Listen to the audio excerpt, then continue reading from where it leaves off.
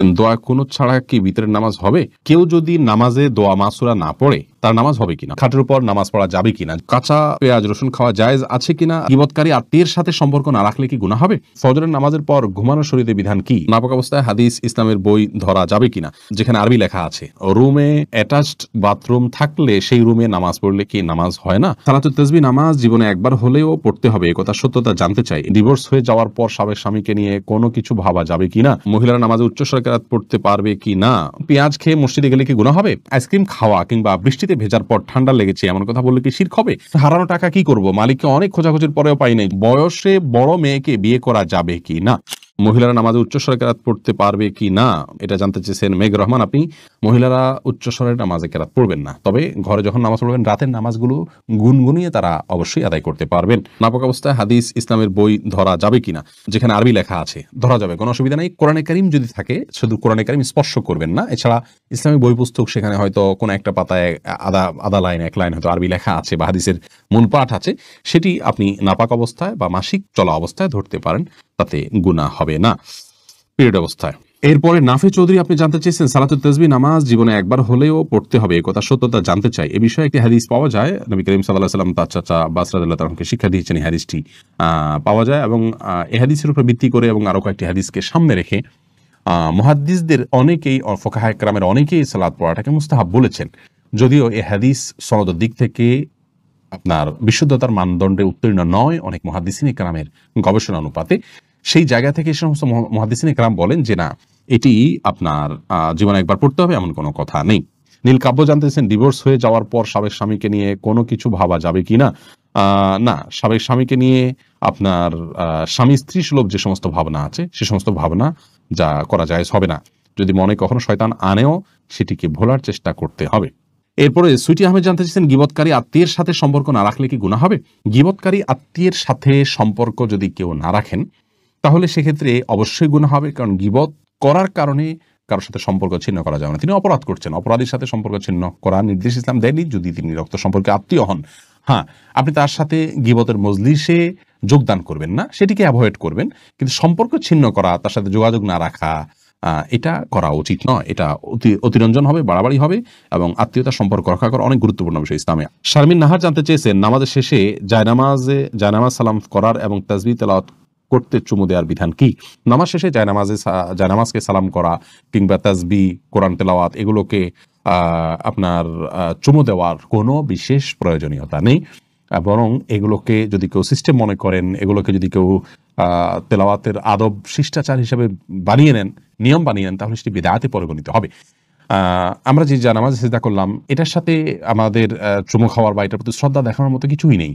যে তাসবিহ আমরা ব্যবহার করলাম সেটা ব্যবহার করার সাথেও সেটাকে শ্রদ্ধা করারও বিশেষ কোনো কারণ নেই। হ্যাঁ, কোরআন কারীমে আল্লাহ তাআলার কালাম, সেই জায়গা থেকে আপনি ভালোবেসে কখনো চুম্বন করলেন ভিন্ন কথা, কিন্তু যদি আপনি তেলাওয়াত করলেই এটা করতে হবে এমনটি আবশ্যক বানিয়ে নেন তাহলে সেটি পরিত্যাজ্য হবে। এরপরে মাজহারুল ইসলাম জানতে চেয়েছেন হারানো টাকা কি করব? মালিককে অনেক খোঁজাখুঁজির পরেও পাই নাই। যদি পরিমাণ অনেক অল্প হয়, আপনি গরিব হলে আপনি নিজে খেয়ে ফেলতে পারেন অথবা অন্য কাউকে দান করে দিতে পারেন। আর যদি অনেক বেশি হয় তাহলে যথেষ্ট খোঁজাখুঁজি করার পর, যথাযথ উপায়ে খোঁজাখুঁজি করার পর, বিজ্ঞপ্তি দেওয়ার পর, আশেপাশে ঘোষণা দেওয়ার পর কোনোভাবে পাওয়া না গেলে, পাওয়ার আশা ছেড়ে দিলে আপনি এই টাকাটা কোনো গরিব দুঃখীকে দান করে দিতে পারেন। আপনি নিজে অভাবী হলে আপনি নিজেও এটা ভোগ করতে পারেন, তার পক্ষ থেকে সবটা তার পক্ষে যুক্ত হবে ইনশাআল্লাহ। বিপ্লব জিএম আপনি এডি থেকে জানতে চেয়েছেন আইসক্রিম খাওয়া কিংবা বৃষ্টিতে ভেজার পর ঠান্ডা লেগেছে এমন কথা বললে কি শিরক হবে? সরাসরি এটাতে শিরকে আকবর হবে না, কিন্তু এগুলো যদি এমনভাবে বলেন যে আইসক্রিম খাওয়াতেই হয়েছে, বৃষ্টি ভেজার পর কারণেই হয়েছে, খুব স্টেজ দিয়ে বা এমনভাবে বললেন যে বোঝা গেল যে এটাই মূল কারণ, একমাত্র কারণ আপনি নির্দিষ্ট করে দিচ্ছেন, ফিক্স করে দিচ্ছেন, এরকম বললে সেটা শিরকে আসগর হবে, ছোট শিরক হবে, যেটি অ্যাভয়েড করা উচিত বা বর্জন করা উচিত। বৃষ্টি ভিজলাম এর পরেই ঠান্ডা লেগেছে, আল্লাহ ভালো জানে, হয়তো এই কারণেই হয়েছে, এরকম বলা যেতে পারে। ইসমাইল দেওয়ান জানতে চেয়েছেন পেঁয়াজ খেয়ে মসজিদে গেলে কি গুনাহ হবে? পেঁয়াজ বলতে কাঁচা পেঁয়াজ যদি খান, কাঁচা পেঁয়াজ খেয়ে সেই অবস্থা মসজিদে যাওয়া নিষেধ, হাদিসে স্পষ্ট নিষেধ আছে। তার কারণ হলো মসজিদে ফেরেশতা থাকে, অন্য মানুষরা আছেন, কাঁচা পেঁয়াজ খেলে মুখে দুর্গন্ধ হয়, সেই দুর্গন্ধ নিয়ে মসজিদে গেলে আশপাশের লোকদের কষ্ট হবে, ফেরেশতাদের কষ্ট হবে, সেজন্য হাদিসে নিষেধ আছে। অতএব কাঁচা পেঁয়াজকেও খাওয়ার পর ভালো করে মুখের দুর্গন্ধ দূর করে, সেটি অন্য কিছু খেয়ে হোক, ব্রাশ মেসওয়াক ইত্যাদি হোক, যেভাবে হোক, অন্য কোনো উপায়ে মুখের দুর্গন্ধ দূর করে তারপর তিনি মসজিদে যাবেন। মোহাম্মদ তানভীর জানতে চেয়েছেন বয়সে বড় মেয়েকে বিয়ে করা যাবে কি না? অবশ্যই করা যাবে। বয়সে আপনার চাইতে আপনি যাকে বিয়ে করবেন তার বয়স যদি বেশি হয়, বিয়ে করাতে কোনো অসুবিধা নেই। নবী করিম সাল্লাল্লাহু আলাইহি ওয়াসাল্লাম নিজে বিবাহ করেছেন খাদিজা রাদিয়াল্লাহু তাআলা আনহাকে, তখন তার অনেক বেশি বয়স ছিল, নবী সাল্লাল্লাহু আলাইহি ওয়াসাল্লামের চাইতেও বেশি বয়স ছিল, বিধায় নিজের চাইতে বেশি বয়সের কাউকে বিবাহ করাতে ইসলামের শরীয়তের দৃষ্টিকোণ থেকে কোনো প্রকার বাধা নেই। বিবাহ নিয়ে আমাদের অনেক কুসংস্কার, আমরা বিধবা বিয়ে করতে চাই না, আমরা তালাকপ্রাপ্তা বিবাহ করতে চাই না, এবং আপনার একবার বিয়ে হয়ে গেলে মনে করি জীবনের তরে বন্ধন হয়ে গেছে, কোনোভাবে ছুটলে দোষযুক্ত মনে করি। এইগুলো সবগুলো আমাদের সমাজের অপসংস্কৃতি, এগুলো অনেক অন্যায়ের দুয়ারকে উন্মোচন করে। বিবাহ বিষয়টাকে শরীয়ত অনেক ইজি করেছে। সাহাবায়ে কেরাম পুরুষ হয়তো একাধিক বিয়ে করছে, সেটাও যেমন তাদের কাছে স্বাভাবিক ছিল, নারীদেরও একাধিক জায়গা বিয়ে হচ্ছে, সেটা সম্পূর্ণ স্বাভাবিক মনে করা হচ্ছে। এখন 2-3 জায়গা বিয়ে হলে, তালাক হলে তাকে মানুষ মনে করে যে লোকটা খারাপ বা ভালো মানুষ নয়। এটি সম্পূর্ণ একটি ষড়যন্ত্র অংশ। ইবলিস আমাদের সমাজকে অস্থিতিশীল করবার জন্য এই কালচারগুলো প্রবেশ করে দিয়েছে সমাজে। এগুলো আমাদের যত বেশি আমরা বুঝতে সক্ষম হব, ততই ইনশাআল্লাহ কল্যাণের পথে অগ্রসর হতে পারবো। ফাতেমা ইসলাম জানতে চেয়েছেন, রুমে অ্যাটাচড বাথরুম থাকলে সেই রুমে নামাজ পড়লে কি নামাজ হয় না? এটা কতটুকু সঠিক? না, এটা ভুল কথা। অ্যাটাচড বাথরুম থাকলে সেখানে নামাজ হবে না এমন কোনো কথা কোরআন অথবা হাদিসের কোথাও বলা হয়নি। এটি যদি কেউ বলে থাকে তাহলে সেটি তার পক্ষ থেকে অতিরঞ্জন অথবা মন গড়া কথা ছাড়া আর কিছু নয়।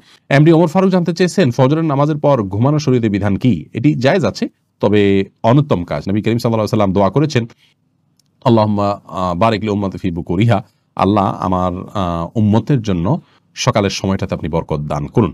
অতএব সকালের সময়টাতে না ঘুমানো উচিত বা উত্তম। কেউ অসুস্থ থাকলে ভিন্ন কথা, বৃদ্ধ হলে ভিন্ন কথা। তবে যদি কেউ ঘুমান, তিনি কোনো বড় গুনাহ করেছেন, অপরাধ করেছেন, এই লেভেলের সমস্যা নয়, অনুত্তম আর উত্তমের বিষয়টি এতটুকু।